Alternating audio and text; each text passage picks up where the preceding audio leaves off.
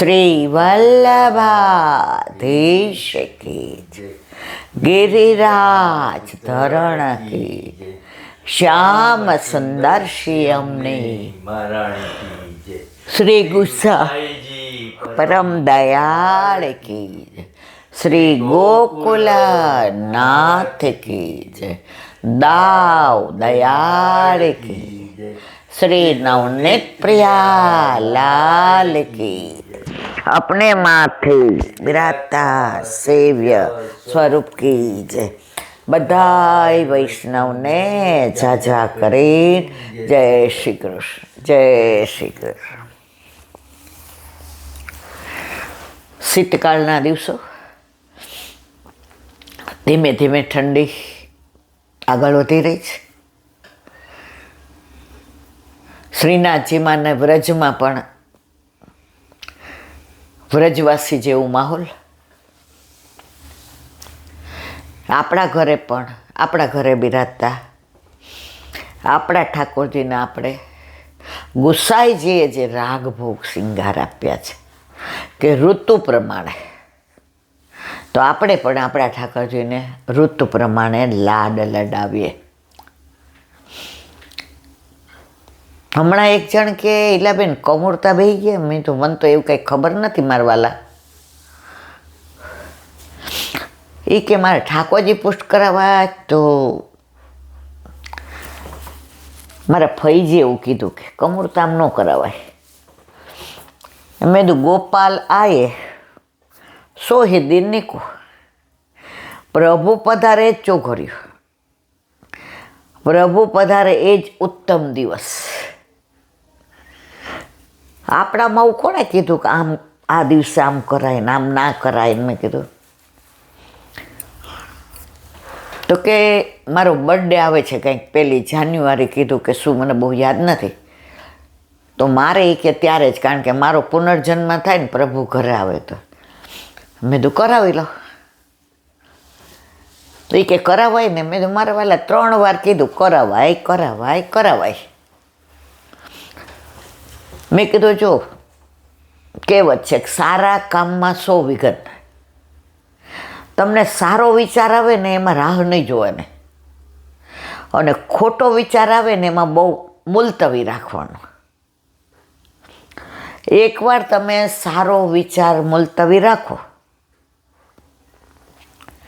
પછી એ વિચાર સારામાંથી ખરાબ ક્યારે થઈ જાય ને એ ખબર ન પડે. એ કે તો પછી કાલે 29મી તારીખ છે. મેં કીધું 29, 30 મને તો કાંઈ ખબર ને. તો કે અમારે મેરેજ. મેં તો જો તમે આજે ફોન કર્યો, સવારે કર્યો તો હું નીકળી જાઓ, અત્યારે જાઓ કરાવી આવો. શું કામ રાહ જુઓ છે? છોકરાવાળા જોવા આવ્યા હોય, જે લાવ્યા હોય એ આપણા ઓળખીતા હોય. આવતા પહેલાં આપણે છોકરાને તપાસ કરી લીધી હોય.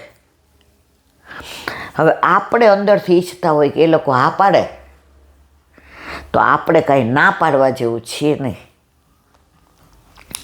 તો એ લોકો જો આવે અને બધું બરાબર ને એકબીજા હસીને એમ કહે, તો ત્યારે તમે તરત શું કહો? મીઠું મોઢું કરી લઈએ. ત્યારે આપણે નથી જોતા કે કમૂરતા છે કે વાર કયો છે કે તિથિ કઈ છે કે જો મીઠું મોઢું કરી લઈએ. તો લૌકિકમાં આપણે નથી વિચારતા. અલૌકિકમાં કેમ વિચારીએ છીએ? એમાં પાછા બધાને પૂછીએ. કોઈ દિવસ આવું ઉત્તમ કાર્ય કરતા હોય ને કોઈને પૂછવાનું નહીં. જેણે આપણા ઉપર કૃપા કરવા માટે આપણને મનમાં મનોરથ કર્યો છે કે મારે ઠાકોરજી પુષ્ટ કરાવવા છે, વલ્લભની ઈચ્છા છે કે તમારા ઘરે પ્રભુ પધારે. ઓલા ગોપીન ઘરે માખણ ચોરી કરવા જતા, ચોઘડી જોતા, તિથિ જોતા હતા, વાર જોતા હતા, ગમે ત્યાં ઘૂસી જતા હતા. તો ત્યારે અવતાર દશા હતી.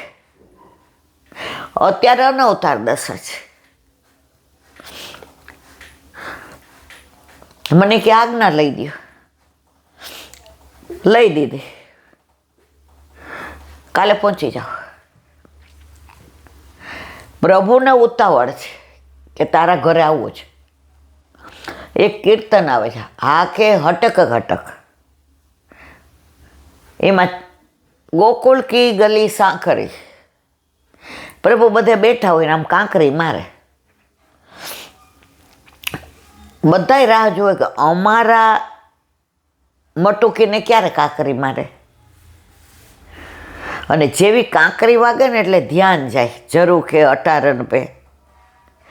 એટલે ગોપી પૂછે, આજે મારે કુંજમાં પધારશો? તો ઠાકોરજી કે કાહુ સો હા કહી, કાહુ સો ના કહી. હવે સીધો સાદો અર્થ આનો એ થાય કે કોઈકને હા પાડી અને કોઈકને ના પાડી. ના, આવો અર્થ નથી. હા પાડી એની તો આપણે સમજી ગયા. ઠાકોરજી કોઈ દિવસ કોઈને ના પાડે જ નહીં. આ બેનને ઠાકોરજી પધરાવા છે તો ઠાકોરજી તો તૈયાર જ છે કે તે બ્રહ્મ સંબંધ લીધો ત્યારનો હું રાહ જોઉં છું. તો કાહુ સો હા કહી, કાહુ સો ના કહી. એને ના નથી પાડી. તું તો મને એટલી વાલી છો, તારા ઘરે તું મને બોલાવે એના કરતાં તારા ઘરે મને આવવાની ઉતાવળ છે. તો કાહુ સો હા કહી, કાહુ સો ના કહી.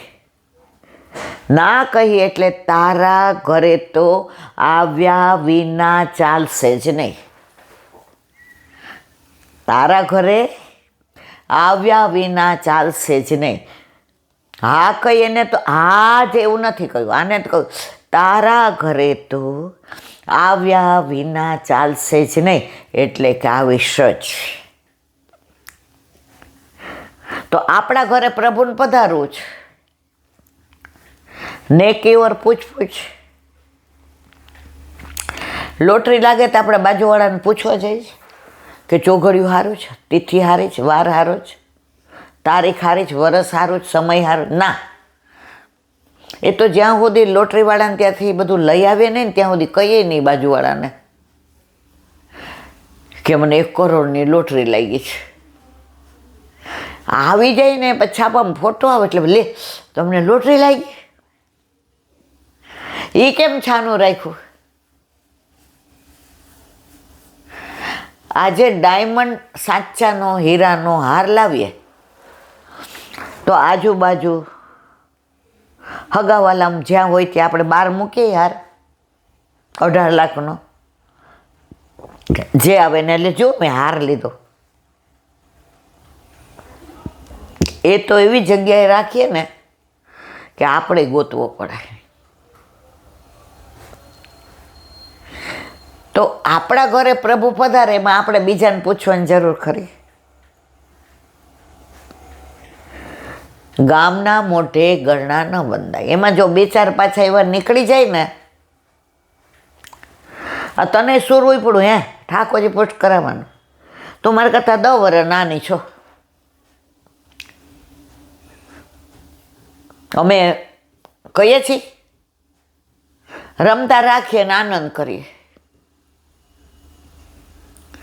આજે અસારો ઓલા બેન મળ્યા, બરાબર, જામનગરથી આવ્યા હતા. એને કેટલો વિરહ થતો હતો, ધ્રુસકે ધ્રુસકે રડ્યા. એનું હૃદય દ્રવી ગયું. આમ મને એમ થઈ ગયું કે મારી આંખમાં પાણી આવી જશે. જુઓ, જિંદગીના સમીકરણો ક્યારે બદલાય એ ખબર નથી પડતી. એ લોકોની જ્ઞાતિ એવી છે કે ભાગ્યે જ કોઈ એ બધા વિશ્વકર્મામાં ને એમાં માનતા હોય અને કોળ દેવે. હવે યુટ્યુબમાં કોકે કીધું કે તમારા મિસ્ટર જ્યારથી કોરોનામાં ગયા ને તો તમે બહુ ઓલાતો આ સાંભળો એ કે આ બેને કાઠિયાવાડી છે કે એટલે તમને મજા આવશે કે એટલે એ બેન સાંભળવા માંડ્યા. તો એના વર તો હતા ને લીલામાં પહોંચી ગયા કોરોનામાં. એટલે એનો દીકરો ને એની દીકરીને ત્રણેય બ્રહ્મ સંબંધ લઈ લીધો અને ઠાકોરજી દ્રષ્ટિ કરાવી. મેં કીધું જો એ તમારો વિષય છે. હવે એ કે દુનિયામાં કોઈને ન પ્રોબ્લેમ હોય ને એવો મારે પ્રોબ્લેમ છે.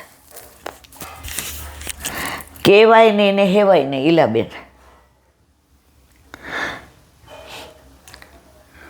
મને કે કહું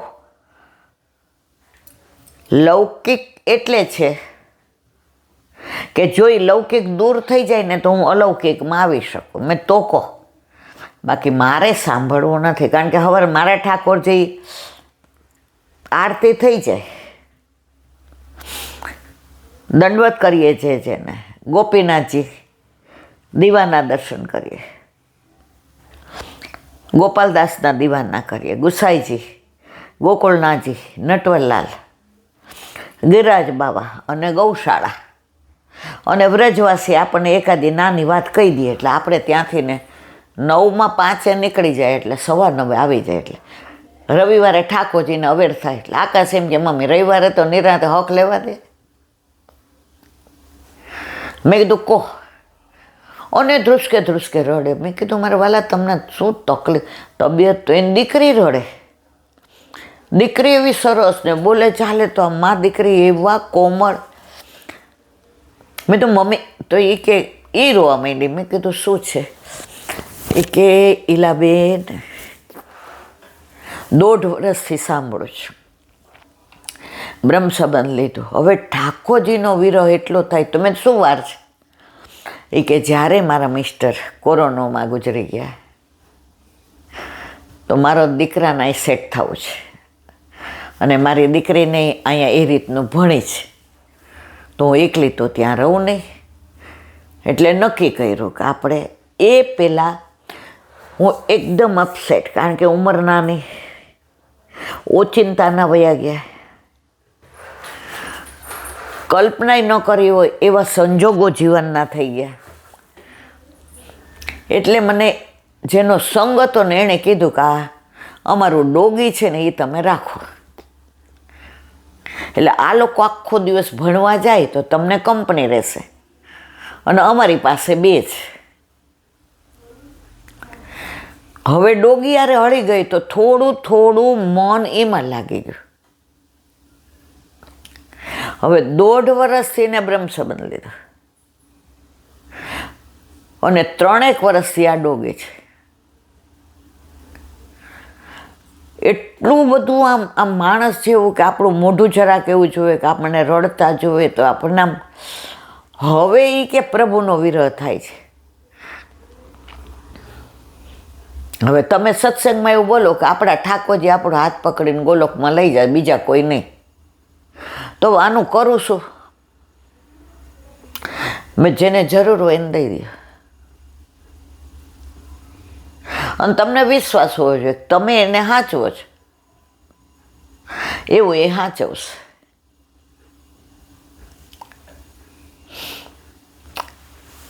પછી થોડા આમ શાંત થયા.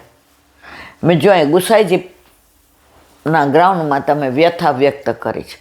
તમે ઈચ્છતા નથી કે ડોગી તમારી પાસે રહે પણ છતાંય તમે જીવ દયામાં માનો છો એટલે તમને એવું થાય છે કે આ દુઃખી ન થવું જોઈએ મારા કારણે.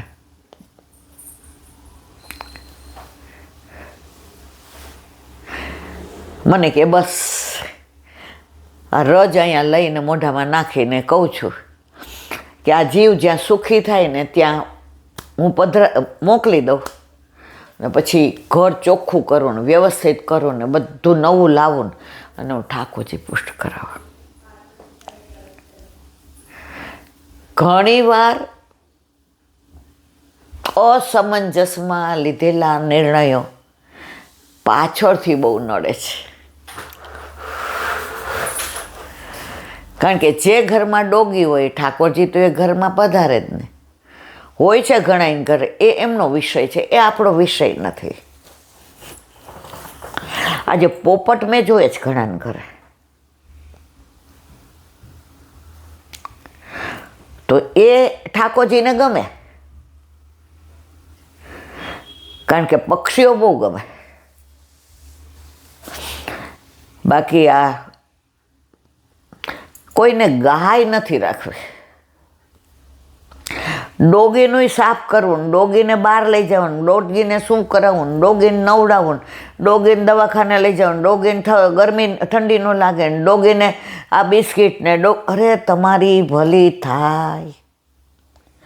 આપણે જીવદયામાં પૂરેપૂરા માનવાવાળા છે, પણ એ જ જીવદયા આપણી ગૌ માતા તરફ લાવો ને. ગાય રાખી લ્યો, ભલે આપણા ખેતરે ગાય છે સુરભી અને યમુના, આપણે 2-4 દી અઠવાડિયું થાય એટલે જઈએ સવારના વહેલા, 5:30 પોણા 6 છોકરા આકાશ તૃપ્તિ હું ને તમે આરાધ્ય સગુન આવવું હોય તો તે નાહી ધોઈને જઈએ. હવે સવાર ટ્રાફિક ન હોય તો 20-25 મિનિટમાં પહોંચી, ગોળ ને એવું લઈ જાય એટલે ઓલી યમુના તો એવી કૂદે ઓલું બછરું. સુરભી હજી થોડુંક આપણાથી નામ, કારણ કે સમજણી થઈ પછી આવીને, એટલે આપણે અઠવાડિયે એકાદ વાર જાય, 15 દિવસ. ઓલા જે ત્યાં રહે છે ગોવાળને તો આમ એવી રાજી થઈને અડવા દે ને કરવા દે, બછરું ચોટી પડે પણ ઓલું ન અડવા દે. સવારે અડધો કલાક ગાયની ઓલી ગોદડીને સ્પર્શ કરીએ, એની પૂંછ, એને ગોળ ખવડાવીએ,